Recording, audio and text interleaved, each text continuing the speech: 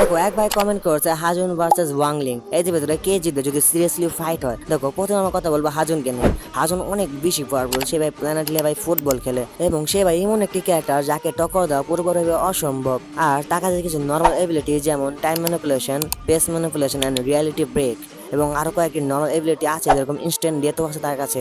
এটা একটি থিওরি কিন্তু শিওর না।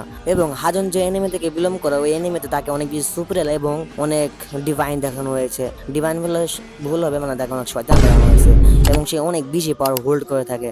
আর তারই সামনে আছে ওয়াংলিং, সে শুধুমাত্র একটা স্কুল বয়, কিন্তু তার পাওয়ার বাই ইনফিনিটি এবং তার পাওয়ারকে বাই সিল করে রাখা হয়।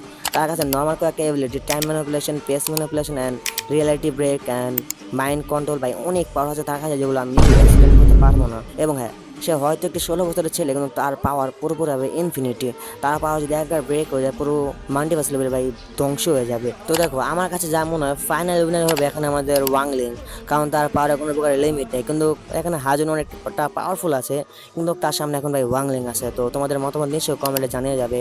আর তোমার ছেলে আমার টেলিগ্রামে জয়েন করতে পারো, এখানে ভাই অনেক এনিমি লাভার আছে কথা বলার জন্য, যদি নিজের মতো কাউকে চাও। তো হ্যাঁ, সায়োনারা, যদি ওটাকে সাবস্ক্রাইব করে ফেলো। Bye bye.